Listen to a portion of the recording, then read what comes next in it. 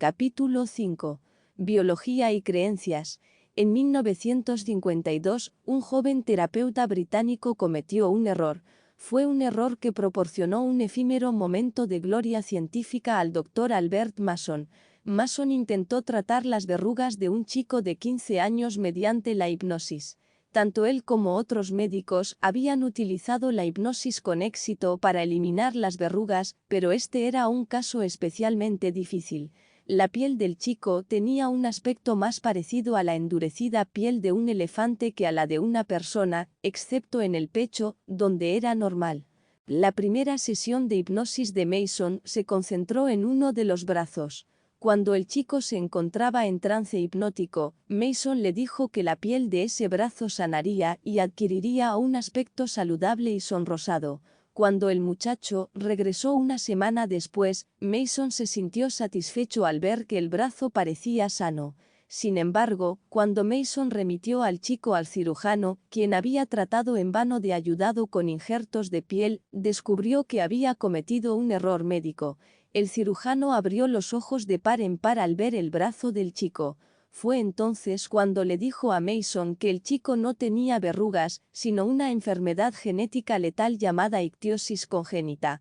Al eliminar los síntomas utilizando solo el poder de la mente, Mason y el chico habían conseguido lo que en aquella época se consideraba imposible.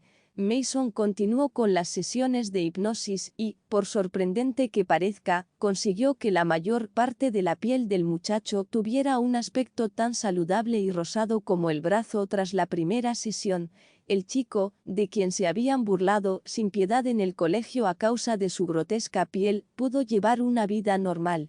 Cuando Mason escribió sobre su sorprendente tratamiento para la ictiosis en el British Medical Journal en 1952, su artículo causó sensación. Apareció en todos los medios de comunicación y se convirtió en un imán para pacientes que sufrían esa rara y mortal enfermedad que nunca nadie había logrado curar hasta entonces. Sin embargo, al final resultó que la hipnosis no era un curalotodo. Mason la probó con otros pacientes, pero jamás fue capaz de repetir los resultados que había obtenido con el chico. Atribuyó su fracaso a su propia fe en el tratamiento. Cuando trató a los nuevos pacientes, no pudo repetir la arrogante actuación del joven terapeuta que creía que estaba tratando un caso difícil de verrugas. Después de atender a aquel primer paciente, Mason era muy consciente de que estaba tratando lo que todo el mundo en la profesión médica consideraba una enfermedad. ¿Cómo es posible que la mente pueda anular la programación genética, tal y como sucedió en el caso anterior? ¿Cómo pudieron las creencias de Mason sobre el tratamiento afectar al resultado? La nueva biología sugiere algunas respuestas para esas preguntas. Hemos visto en el último capítulo que la materia y la energía están relacionadas. El corolario lógico sería que la mente, energía, y el cuerpo, materia, están relacionados de una forma similar, aunque la medicina occidental ha tratado denodadamente de separadas durante cientos de años. En el siglo XVII, René Descartes desechó la idea de que la mente tuviera algún efecto sobre el carácter físico del cuerpo. Creía que el cuerpo estaba compuesto de materia y que la mente estaba constituida por una sustancia desconocida, aunque evidentemente inmaterial. Puesto que no pudo identificar la naturaleza de la mente, dejó atrás un insoluble enigma filosófico. Si solo la materia puede afectar a la materia, ¿cómo es posible que la mente inmaterial esté conectada a un cuerpo físico? La mente no física ideada por Descartes fue definida como el fantasma en la máquina por Gilbert Ryle hace 50 años, en su libro El concepto de lo mental. La biomedicina tradicional, cuya ciencia está basada en el universo material newtoniano, se acoge a la separación entre mente y cuerpo de Descartes. Desde un punto de vista médico, resulta mucho más fácil curar la realidad del universo cuántico vuelve a unir lo que separó Descartes. Sí, la mente, energía, emana del cuerpo físico, tal y como Descartes pensaba. Sin embargo, la nueva visión de la mecánica del universo nos revela que el cuerpo físico puede verse afectado por la mente inmaterial. Los pensamientos, la energía de la mente, influyen de manera directa en el control que el cerebro físico ejerce sobre la fisiología corporal.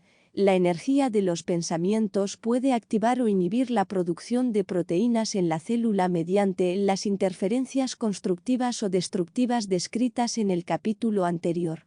Esa es la razón de que, cuando di el primer paso para cambiar mi vida, estudiara con detenimiento en qué estaba gastando mi energía mental. Tuve que examinar los resultados de la energía que invertía en mis pensamientos con tanta atención como lo hacía con la que consumía para fortalecer mi cuerpo físico.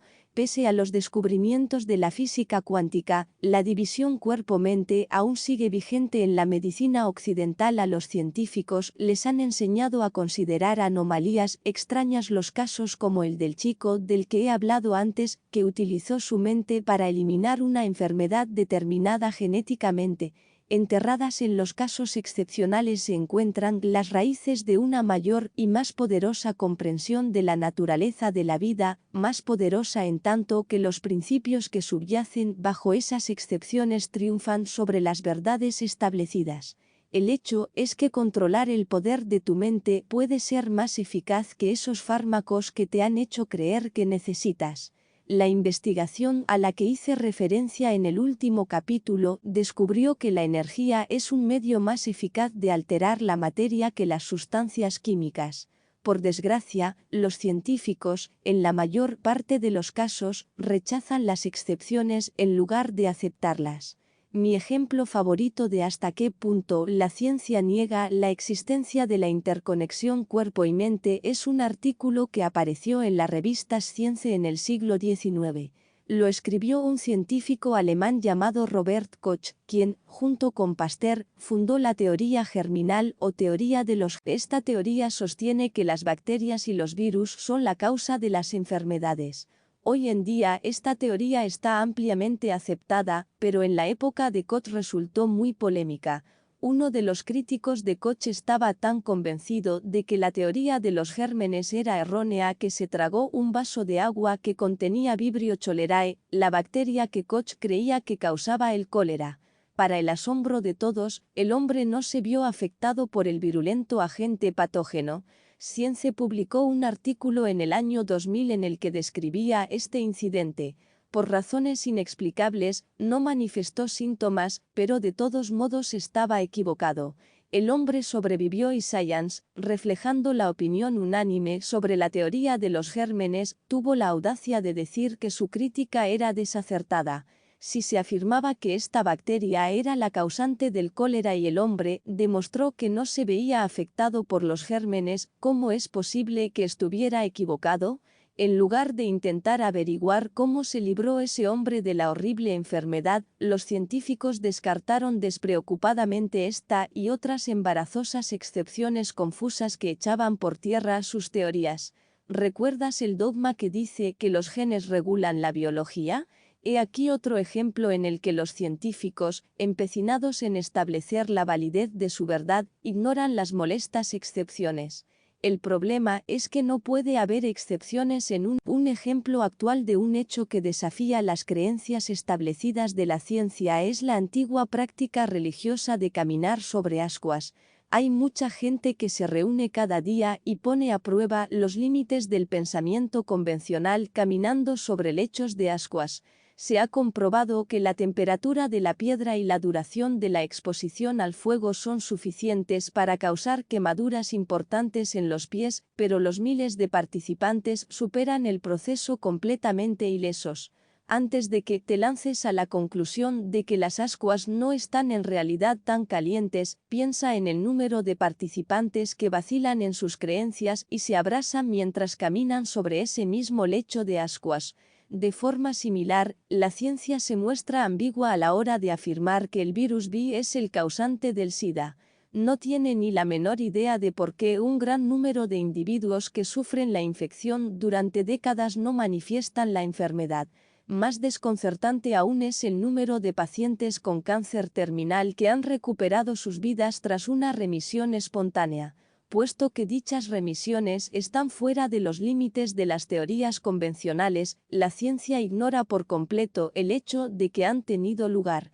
Las remisiones espontáneas se consideran excepciones inexplicables a las verdades establecidas o, sencillamente, diagnósticos erróneos. Antes de ponerme a explicar el increíble poder de nuestras mentes y cómo mi investigación celular me dio una idea sobre cómo funcionan las conexiones cuerpo-mente, es preciso que deje muy claro que no creo que los pensamientos positivos por sí solos logren la curación física en todos los 98 casos.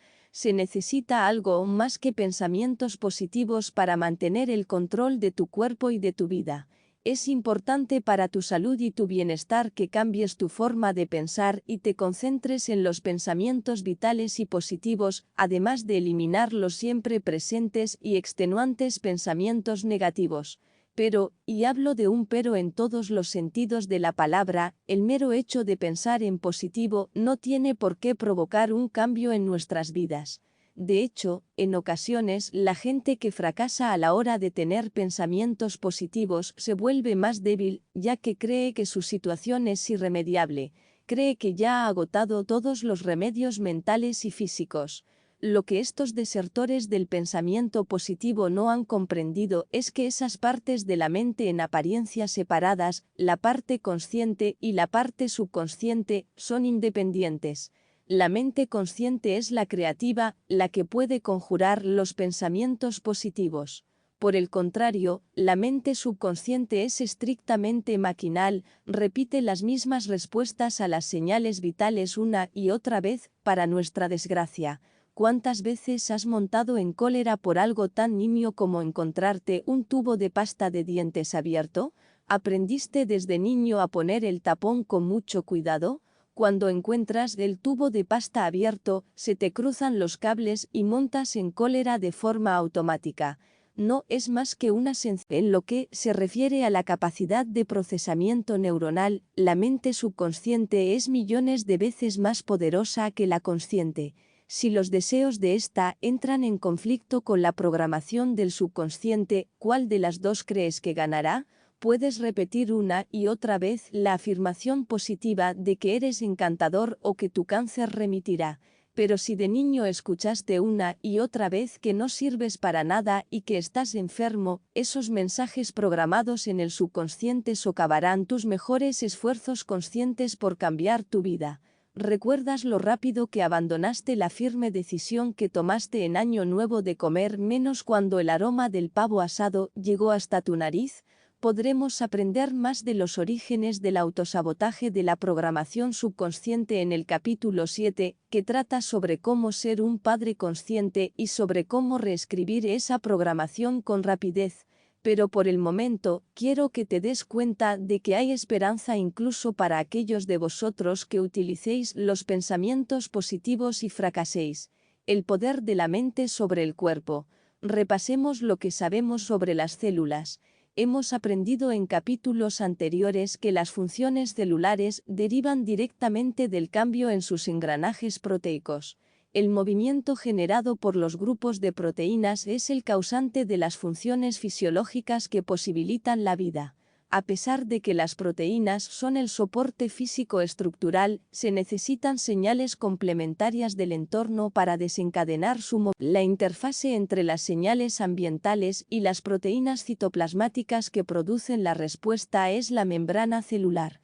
La membrana recibe estímulos y desencadena las respuestas vitales apropiadas. Así pues, la membrana celular actúa como el cerebro de la célula. Las proteínas integrales de membrana, PIM, tanto las receptoras como las efectoras, son las subunidades físicas fundamentales de la mecánica inteligente del cerebro celular. Según su definición funcional, estos complejos proteicos son conmutadores perceptivos que vinculan la recepción extracelular de estímulos con la activación de los ciclos proteicos que generan una respuesta. Las células responden por lo general a un variado grupo de percepciones básicas de lo que ocurre en el mundo. Dichas percepciones incluyen las cantidades de potasio, sodio, calcio, oxígeno, glucosa, histamina, estrógenos, luz o cualquier otro estímulo presente en las proximidades de la célula. Las interacciones simultáneas de las decenas de miles de movimientos reflejos proteicos que se producen en la membrana, cada uno de ellos en respuesta a la interpretación de una única señal ambiental, originan en su conjunto el complejo comportamiento de una célula viva. Durante los primeros 3.000 millones de años de vida en este planeta, la biosfera consistía en células individuales como las bacterias, las algas y los protozoos. A pesar de que tradicionalmente hemos considerado dichas formas de vida como individuos solitarios, ahora sabemos que, cuando se liberan en el medio, las moléculas señal utilizadas por esas células individuales para regular sus funciones fisiológicas también influyen en el comportamiento de otros organismos.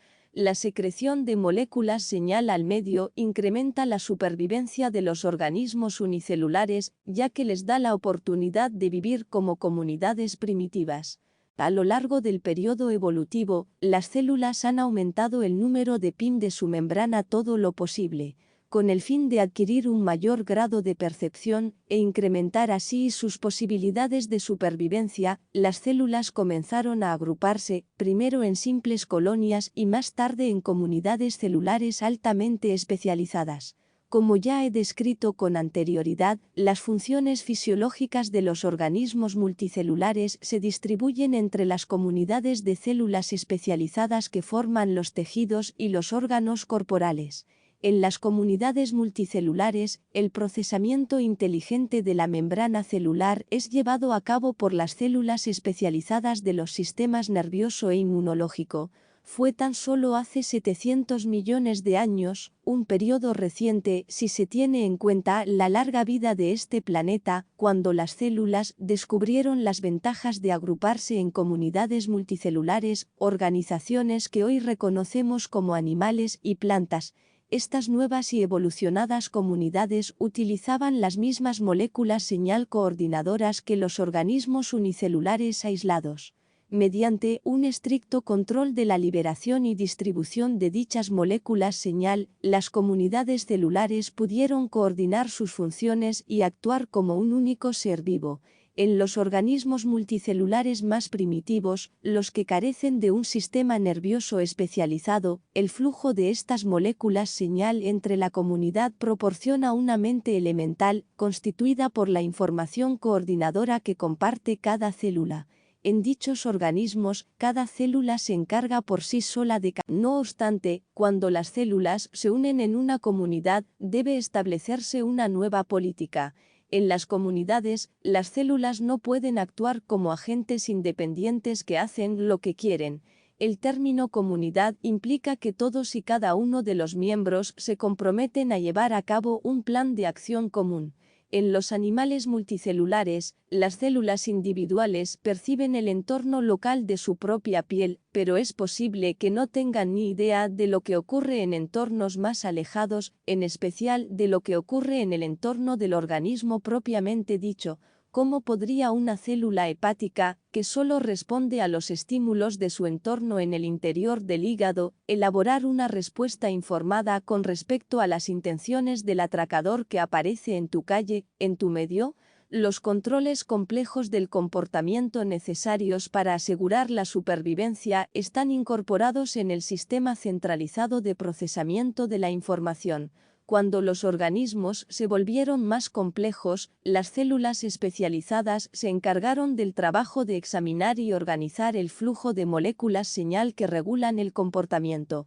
Estas células suministraron una red nerviosa y una central de procesamiento de la información, el cerebro. La función del cerebro es coordinar el diálogo de moléculas señal entre la comunidad.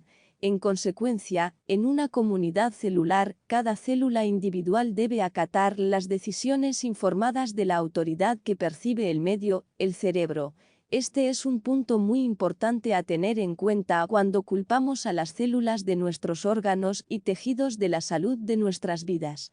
Emociones. Sentir el lenguaje de las células. En formas de vida más conscientes y evolucionadas, el cerebro desarrolla un nivel de especialización que permite que el conjunto de la comunidad se sintonice con el estado de sus señales reguladoras. La evolución del sistema límbico tuvo como resultado la aparición de un mecanismo único que convertía la comunicación mediante señales químicas en sensaciones que todas y cada una de las células de la comunidad podían experimentar. Nuestra mente consciente experimenta estas señales como emociones.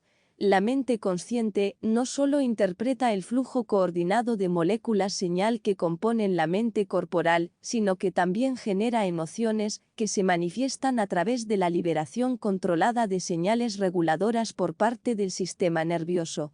Al tiempo que yo estudiaba la mecánica del cerebro celular y aprendía nuevas cosas sobre el funcionamiento del cerebro humano, Candace Pert estudiaba el cerebro humano y descubría los mecanismos del cerebro celular. En su libro Moléculas de la emoción, Pert revela cómo su estudio sobre los receptores que procesan la información en las membranas de las células nerviosas le llevó a descubrir que los mismos receptores neurales estaban presentes en la mayoría, si no en todas, las células del cuerpo. Sus elegantes experimentos establecieron que la mente no estaba localizada y, casi más importante, su trabajo recalcó que las emociones no solo derivaban de una respuesta corporal a la información del ambiente. Mediante la autoconciencia, la mente puede utilizar el cerebro para generar moléculas de emoción y liberadas en el sistema. Mientras que el uso apropiado de la conciencia puede proporcionar salud a un cuerpo enfermo, el control inapropiado e inconsciente de las emociones puede ocasionar fácilmente que un cuerpo sano enferme, un asunto del que hablaré más en los capítulos 6 y 7. Molecules of Emotion es un libro de lo más revelador que describe a la perfección el proceso de descubrimiento científico. También ofrece una idea muy clara de las dificultades que se encuentran cuando se intentan introducir nuevas ideas en el club de antiguos alumnos de la ciencia, un asunto con el que estoy más que familiarizado. El sistema límbico supuso un avance evolutivo fundamental debido a su capacidad para sentir y coordinar el flujo de señales que regulan el comportamiento dentro de una comunidad celular. La mayor eficacia del sistema evolucionado de señales permitió que el cerebro aumentara de tamaño. Los organismos multicelulares aumentaron el número de células dedicadas a responder a una variedad cada vez mayor de señales medioambientales externas. Mientras que las células individuales pueden reaccionar tan solo percepciones sensoriales sencillas, como el color rojo, la forma redonda, el aroma o el sabor dulce, el poder adicional del cerebro de los organismos multicelulares permitió que los animales pudieran combinar esas sensaciones simples con los comportamientos reflejos elementales adquiridos durante la evolución se transmiten a la descendencia en forma de instintos básicos innatos. La evolución a cerebros más grandes, con un mayor número de neuronas, les ofreció a los organismos la oportunidad de aprender de las experiencias de la vida y no tener que confiar tan solo en sus instintos. El aprendizaje de comportamientos reflejos es en esencia una consecuencia del condicionamiento. El ejemplo básico es el de los perros de Pavlov, que salivaban al escuchar una campanilla. Pavlov los adiestró en primer lugar relacionando el estímulo de la campanilla con una recompensa de comida. Después de un tiempo, tocaba la campanilla pero no les daba comida. Para entonces, los perros se habían acostumbrado a esperar comida cuando escuchaban la campanilla y salivaban aun cuando no recibieran comida. Este es un claro ejemplo de un comportamiento reflejo adquirido inconscientemente. Las conductas o comportamientos reflejos pueden ser tan simples como el hecho de estirar la pierna cuando te dan golpecitos con un martillo en la rodilla o tan complejos como conducir un coche a 100 km/h en una autopista atestada mientras la mente consciente mantiene una conversación con un pasajero. Aunque las respuestas condicionadas pueden ser particularmente complejas, son descerebradas. Durante el proceso de aprendizaje condicionado, las rutas neurales establecidas entre los estímulos y las respuestas conductuales se estructuran para asegurar un patrón repetitivo. Estas rutas estructuradas son los hábitos. En los animales inferiores, el cerebro está diseñado para responder de una forma puramente maquinal a los estímulos. Los perros de Pavlov salivaban por reflejo, no de forma intencionada. Los actos de la mente subconsciente son de naturaleza refleja y no están controlados por la razón o el pensamiento. Desde el punto de vista físico, los humanos y cierto número de mamíferos superiores han desarrollado una región especializada del cerebro asociada con el pensamiento, la planificación y la toma de decisiones llamada corteza prefrontal. Esta región del cerebro anterior es en apariencia el asiento del procesamiento mental de la autoconciencia. La mente autoconsciente es también autorrefleja, es un órgano sensorial de evolución reciente que observa nuestros comportamientos y emociones. La mente autoconsciente también tiene acceso a la mayor parte de los datos almacenados en nuestro banco de memoria a largo plazo. Este es un rasgo importantísimo, ya que nos permite considerar la historia de nuestra vida cuando planeamos nuestro futuro de forma consciente. Con esta habilidad de ser autorrefleja, la mente autoconsciente es extremadamente poderosa. Puede observar y programar nuestros comportamientos, evaluados y decidir cambiar la programación de forma deliberada. Podemos decidir cómo reaccionar a la mayor parte de las señales del entorno, incluso si queremos reaccionar o no. La capacidad de la mente consciente de obviar la programación del subconsciente es la base del libre albedrío. No obstante, este don especial viene acompañado de una pega también especial. Aunque la mayoría de los organismos necesitan experimentar los estímulos de primera mano, la capacidad del cerebro humano para aprender ideas es tan avanzada que podemos adquiridas de forma indirecta a través de maestros. Una vez que aceptamos las ideas de otros como verdades, dichas ideas se graban en nuestro cerebro y se convierten en nuestras verdades. Aquí es donde surge el problema. ¿Qué ocurre si las ideas de nuestros maestros no son acertadas? En esos casos, los cerebros se llenan de ideas erróneas. La mente subconsciente no es más que un aparato de reproducción, refleja que funciona mediante un mecanismo de estímulo-respuesta, no existe ningún fantasma en esa parte de la maquinaria que reflexione sobre los resultados a largo plazo de los programas que ponemos en marcha. El subconsciente funciona solo en el ahora.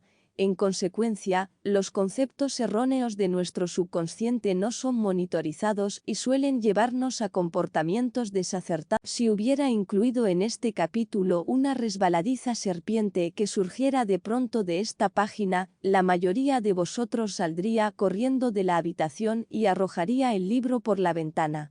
Es posible que la persona que te presentó a la primera serpiente que viste en tu vida se asustara tanto como para darle a tu impresionablemente una importante lección de la vida. Ver una serpiente, serpiente mala. El sistema de memoria subconsciente tiene cierta tendencia a asimilar y enfatizar con rapidez conceptos referentes al entorno que puedan suponer una amenaza para tu vida o tu integridad física. Si te enseñaron que las serpientes son peligrosas, cada vez que veas una serpiente cerca, sufrirás una respuesta refleja, inconsciente, de huida o preservación. Sin embargo, ¿qué ocurriría si un herpetólogo estuviera leyendo este libro y apareciera de pronto una serpiente?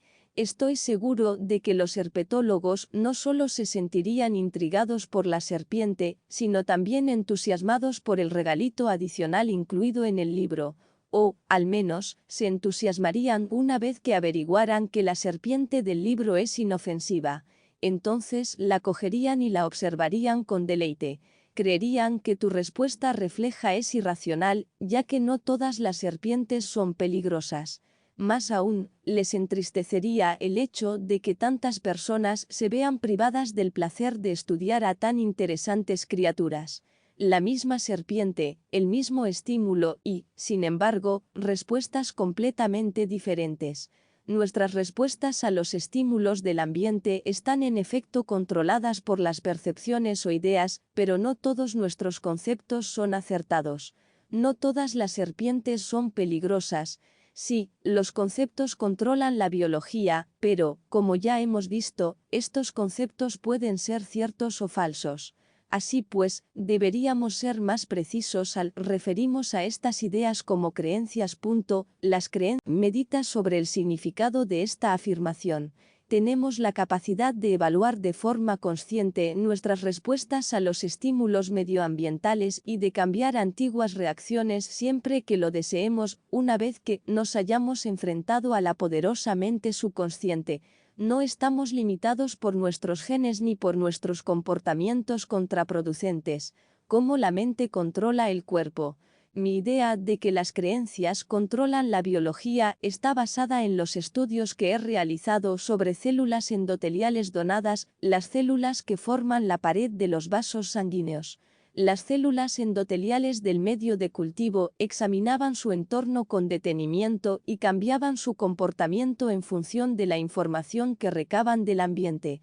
Cuando le suministraba nutrientes, las células se movían hacia esos nutrientes con el equivalente celular de unos brazos abiertos. Cuando las introducía en un ambiente tóxico, las células del cultivo se alejaban de los estímulos en un intento por protegerse de los agentes nocivos. Mi investigación se centraba en los receptores de membrana que controlan el paso de un comportamiento a otro. El complejo que estudié en un principio tenía una proteína de membrana que reaccionaba a la histamina, una molécula que el organismo utiliza como sistema local de alarma. Descubrí que había dos tipos de complejos, H1 y H2, que respondían a la misma molécula de histamina. Cuando se activaban, los complejos con receptores H1 desencadenaban una respuesta de protección, el tipo de comportamiento mostrado por las células con medios de cultivo tóxicos. Los complejos que contenían receptores H2 desencadenaban una respuesta de crecimiento o desarrollo ante la presencia de histamina. Más tarde descubrí que la molécula que desencadena una respuesta de alerta general en el organismo, la adrenalina, también tenía dos complejos 105 de receptores diferentes, llamados alfa y beta. Los receptores de adrenalina desencadenan exactamente los mismos comportamientos celulares que la histamina. Cuando el receptor alfa-adrenérgico forma parte de un complejo de PIM, desencadena una respuesta de protección en presencia de adrenalina. Centrado. Cuando es el receptor beta-adrenérgico el que forma parte del complejo, la misma molécula de adrenalina desencadena una respuesta de crecimiento o desarrollo. Todo esto resultaba muy interesante, pero el descubrimiento más excitante tuvo lugar cuando añadí adrenalina e histamina a la vez a mi cultivo celular. Descubrí que las moléculas de adrenalina, que son liberadas por el sistema nervioso central, anulaban a las de histamina, que se producen a nivel local. Aquí es donde la política de la comunidad que describí con anterioridad entra en juego. Imagina que trabajas en un banco. El director de la sucursal te da una orden. El presidente de la empresa aparece y te da una orden contraria. ¿A quién de los dos obedecerías? Si quieres conservar tu empleo, obedecerías al presidente de la empresa. Nuestro sistema biológico sigue un sistema de prioridades similar que requiere que las células sigan las instrucciones del jefazo, el sistema. Me sentí entusiasmado ante semejante descubrimiento porque creí que revelaban, si bien a nivel unicelular, una verdad que también valía para los organismos multicelulares. Que la mente, actuando mediante la adrenalina liberada por el sistema nervioso central, por ejemplo, domina el cuerpo, que actúa en respuesta a estímulos locales, como la histamina. Quise explicar las implicaciones de mis experimentos por escrito, pero a mis colegas casi les dio un infarto ante la idea de incluir la conexión entre mente y cuerpo en un texto sobre biología celular. Así pues, hice un críptico comentario sobre el significado del estudio, pero no pude decir cuál era ese significado. Mis compañeros no querían que incluyera las conclusiones de mi investigación porque la mente no es un concepto biológico aceptado. Los científicos biológicos son newtonianos hasta la médula: si no hay materia, no existe. La mente es una energía no localizada y, por tanto, no tiene relevancia para la biología materialista. Por desgracia, esa idea es una creencia que ha demostrado ser manifiestamente errónea en el universo cuántico. Placebos. El efecto de creer. Todos los estudiantes de medicina saben, al menos durante un tiempo, que la mente puede afectar al cuerpo. Saben que algunas personas mejoran cuando creen, de forma equivocada, que están recibiendo un tratamiento médico. Cuando los pacientes mejoran tras recibir una pastilla de azúcar, la medicina lo define como efecto placebo. Mi amigo Rob Williams, creador del PSYCHKTM, un sistema de tratamiento fisiológico basado en la energía, sugiere que sería más apropiado denominado efecto ideológico. Yo lo llamo efecto de las creencias para recalcar el hecho de que nuestras ideas y percepciones, sean acertadas o no, tienen su efecto en nuestro cuerpo y en nuestro comportamiento. Celebro que exista el efecto de las creencias, ya que es un testimonio extraordinario de la capacidad de sanación de la unión cuerpo-mente. No obstante, la medicina tradicional relaciona ese efecto placebo de todo está en la mente con curanderos, en el peor de los casos, y con pacientes débiles y sugestionables en el mejor. Las facultades médicas le han restado rápidamente importancia al graso error. El efecto placebo debería ser un tema de estudio principal en todas las facultades de medicina. Creo que la educación médica debería formar doctores que reconocieran el poder de nuestros recursos interiores. Los médicos no deberían descartar el poder de la mente como algo inferior al poder de las sustancias químicas y el escalpelo. Deberían desechar la convicción de que el cuerpo y sus componentes son estúpidos y de que necesitamos una intervención externa para conservar la salud.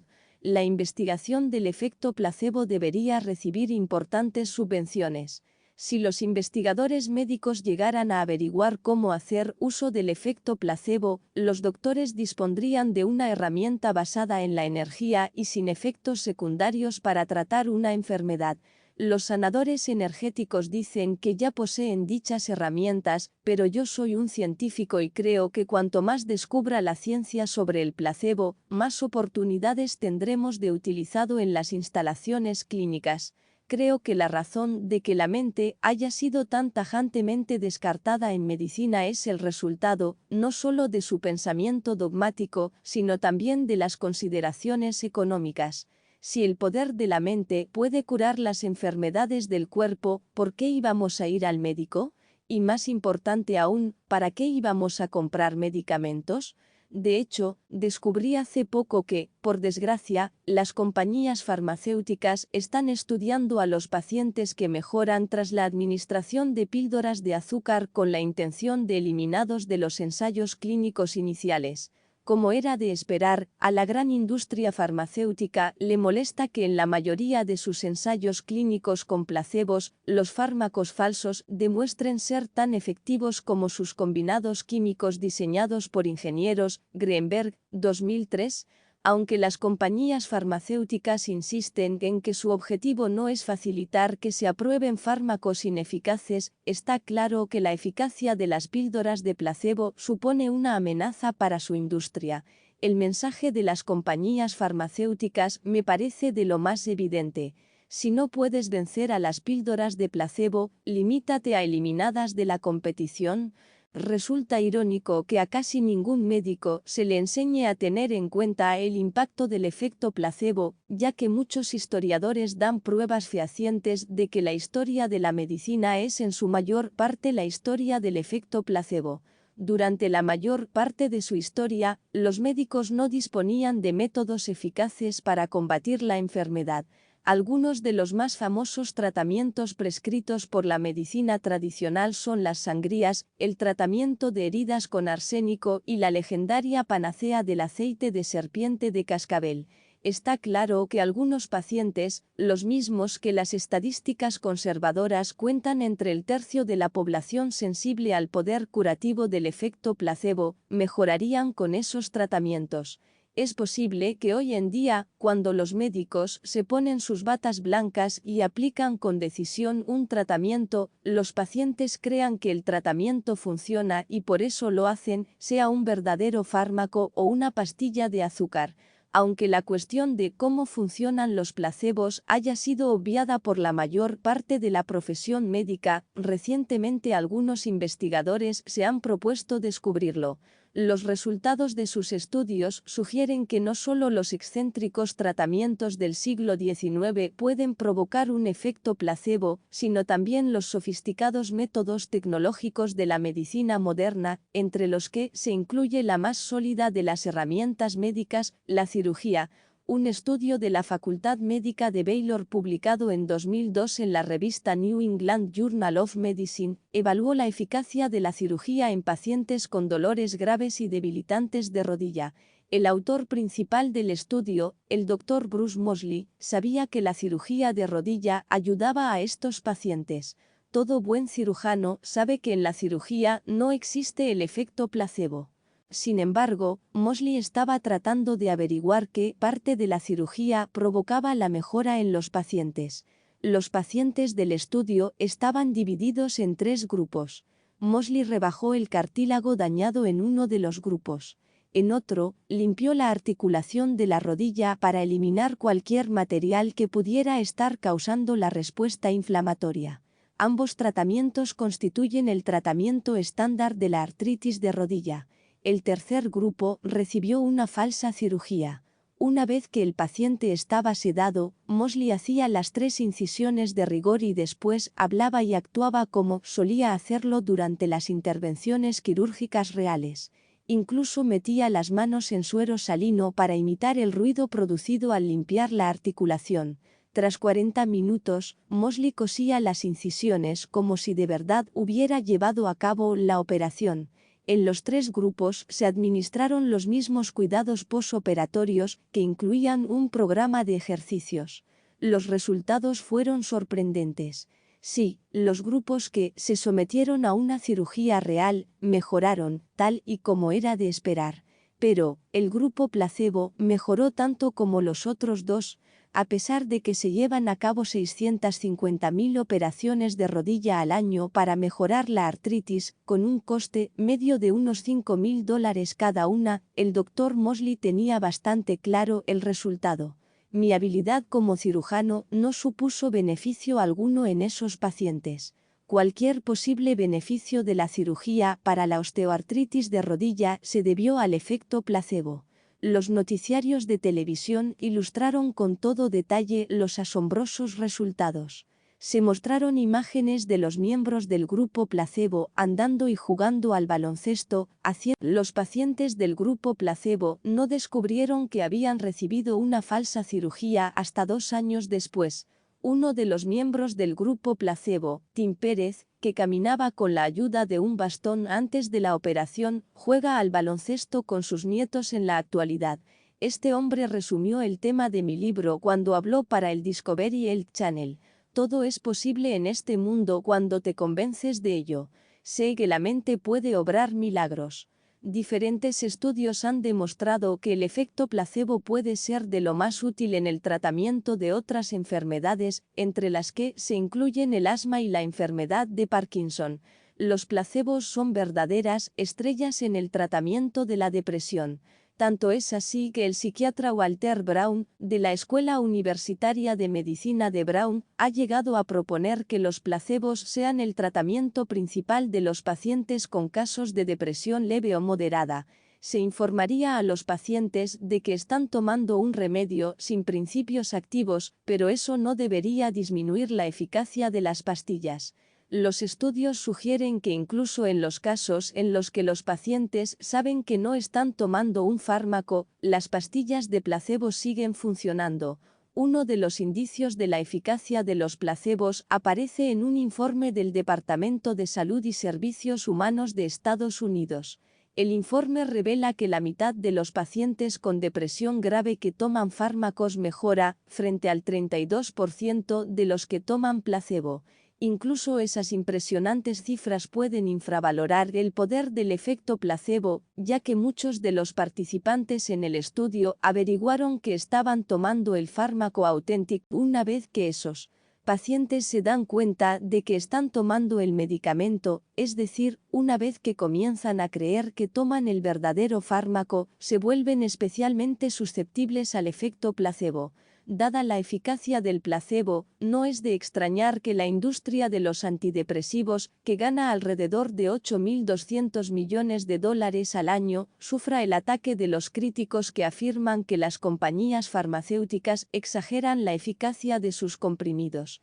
En 2002, en un artículo de la revista Prevention & Treatment de la Asociación Psicológica Norteamericana titulado Las nuevas drogas del emperador, el profesor de psicología de la Universidad de Connecticut, Irving Kirsch, reveló que el 80% de los efectos de los antidepresivos descubiertos en los ensayos clínicos podían atribuirse al efecto placebo. Kirsch se vio obligado a recurrir a la Ley de Libertad de Información en 2001 para reunir información sobre los ensayos clínicos de los principales antidepresivos, ya que estos datos no estaban disponibles en el departamento correspondiente del Departamento de Salud y Recursos Humanos. Los datos revelaban que en más de la mitad de los ensayos clínicos de los 6 antidepresivos principales, los fármacos no obtenían mejores resultados que las píldoras de placebo fabricadas con azúcar, y Kirsch resaltó en una entrevista que la diferencia entre la respuesta a los fármacos y la del placebo era de menos de 2 puntos de media en la escala clínica que va desde los 50 a los 60 puntos. Eso es una diferencia muy pequeña. Es una diferencia. Otro hecho interesante sobre la efectividad de los antidepresivos es que han mejorado su eficacia en los ensayos clínicos con el paso de los años, lo que sugiere que el efecto placebo es debido en parte a una avispada publicidad. Cuanto más se proclama en los medios el milagroso efecto de los antidepresivos, más eficaces se vuelven. Las creencias son contagiosas. Vivimos en una cultura en la que la gente cree que los antidepresivos funcionan, así que lo hacen. Una diseñadora de interiores de California, Janice Sonfeld, que tomó parte en un ensayo clínico para demostrar la eficacia de Effexor en 1997, se quedó tan asombrada como Pérez al descubrir que había estado tomando un placebo. Las píldoras no solo le habían mejorado la depresión que padecía desde hacía casi 40 años, sino que el escáner que le hicieron durante el estudio reveló que la actividad de su corteza prefrontal había aumentado de forma considerable. Su mejora no era en absoluto algo que estuviera solo en su mente. Cuando la mente cambia, afecta por completo a tu biología. Sonfeld también experimentó náuseas, un efecto secundario frecuente cuando se toma Effexor. Ella es una de esos típicos pacientes que mejoran con el tratamiento placebo y después descubren que no estaban tomando el fármaco. Estaba convencida de que los médicos habían cometido un error en el etiquetado porque sabía que estaba tomando el fármaco. Insistió en que los investigadores volvieran a comprobar sus informes para estar absolutamente seguros de que no estaba tomando el medicamento. Nocebos. El poder de los pensamientos negativos. A pesar de que muchos de los miembros de la profesión médica son conscientes de la existencia del efecto placebo, muy pocos han considerado sus posibles implicaciones en la autocuración. Si los pensamientos positivos pueden sacarte de la depresión y curar una rodilla enferma, piensa en lo que los pensamientos negativos pueden hacerle a tu vida. Cuando la mente mejora la salud mediante la sugestión positiva, se le denomina efecto placebo. Por el contrario, cuando esa misma mente está llena de pensamientos negativos que pueden deteriorar la salud, los efectos negativos producidos se conocen como efecto nocebo. En medicina, el efecto nocebo puede ser tan poderoso como el efecto placebo, algo que deberías tener muy en cuenta cada vez que entres en la consulta de un médico. Los terapeutas pueden enviar mensajes desesperanzadores a sus pacientes con sus palabras o sus gestos, mensajes que, en mi opinión, son de lo más inconvenientes. Albert Mason, por ejemplo, cree que su incapacidad para transmitir optimismo a sus pacientes entorpeció sus esfuerzos para curarles la ictiosis. Otro ejemplo sería el poder potencial de la frase, le quedan 6 meses de vida. Si optas por creer el pronóstico del médico, es muy probable que no te quede mucho más tiempo en este planeta. He citado en este capítulo el programa titulado Placebo. La mente sobre la medicina porque es un buen compendio de algunos de los casos médicos más interesantes. Una de las secciones más conmovedoras fue la historia de un terapeuta de Nashville, Clifton Meador, que llevaba reflexionando sobre el poder potencial del efecto nocebo durante 30 años. En 1974, Meador tuvo un paciente, Sam Lond, un vendedor de zapatos jubilado que padecía cáncer de esófago, enfermedad que por aquel entonces se consideraba letal. A Long le trataron ese cáncer, pero todo el mundo de la comunidad médica sabía que el cáncer de esófago le mataría. Así pues, no les sorprendió que la sorpresa llegó tras la muerte de Lond, cuando la autopsia encontró escasos signos de cáncer, desde luego no los suficientes como para matarlo. Tenía un par de manchas en el hígado y otra en el pulmón, pero no había rastro del cáncer esofágico que todos creían que lo había matado. Meador dijo: murió con cáncer, pero no de cáncer. ¿De qué murió Lond si no fue del cáncer esofágico? ¿Murió acaso porque creía que iba a morir? El caso todavía obsesiona a Meador 3 décadas después de la muerte de Londe. Creí que tenía cáncer. Él creyó que tenía cáncer. Todos los que lo rodeaban creían que tenía cáncer. ¿Le robé la esperanza de alguna forma? Los problemáticos casos de efecto nocebo sugieren que los terapeutas, los padres y los profesores pueden robarte la esperanza haciéndote creer que no puedes hacer nada. Los pensamientos positivos y negativos no solo tienen consecuencias en nuestra salud, sino también en todos y cada uno de los aspectos de nuestra vida. Henry Ford tenía razón en lo referente a la eficacia de las cadenas de montaje y también al hablar del poder de la mente. Tanto si crees que puedes como si crees que no puedes, tienes razón. Piensa en las implicaciones del caso del hombre que se bebió el agua con esa bacteria que según la medicina causaba el cólera. Piensa en la gente que camina sobre ascuas sin quemarse. Si su fe en su capacidad para hacerlo se tambalea, terminarán con quemaduras en los pies. Tus creencias actúan como los filtros de una cámara, cambiando la forma en la que ves el mundo. Y tu biología se adapta a esas creencias. Cuando reconozcamos de una vez por todas que nuestras creencias son así de poderosas, en mis conferencias reparto 2 tipos de plásticos de colores, unos rojos y otros verdes. Les pido a los miembros de la audiencia que elijan un color y que después observen una pantalla en blanco. A continuación proyecto una imagen en la pantalla y les pido que griten si les provoca una sensación de amor o de miedo. Aquellos que eligieron los filtros de creencia rojos ven una acogedora imagen de una cabaña titulada La Casa del Amor, con flores, un cielo soleado y un mensaje que reza vivo en el amor. Aquellos que eligieron los filtros verdes ven un cielo oscuro y amenazador, murciélagos, serpientes, un fantasma que revolotea en los alrededores de una siniestra casa espectral y las palabras vivo en el miedo. Siempre me divierte ver la confusión del público cuando la mitad de ellos grita vivo en el amor y la otra mitad, con igual certeza, grita vivo en el miedo en respuesta a la misma imagen. Después les pido que cambien los filtros por los del color opuesto. Lo que quiero señalar es que puedes elegir lo que ves. Puedes ponerle un filtro a tu vida que tiña de color de rosa a tus creencias y te ayude a crecer, o utilizar filtros oscuros que lo vuelvan todo negro y consigan que tu cuerpo y tu mente sean más susceptibles a las enfermedades.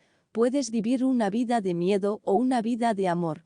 Tienes elección, pero te advierto que, si eliges ver un mundo lleno de amor, tu salud mejorará.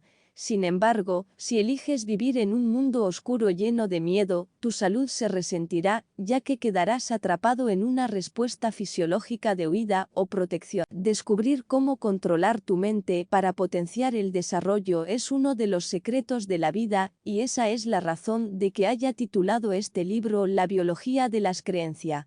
Está claro que ese secreto de la vida ya no es tal secreto. Los maestros como Buda y Jesús nos han enseñado la misma historia durante milenios.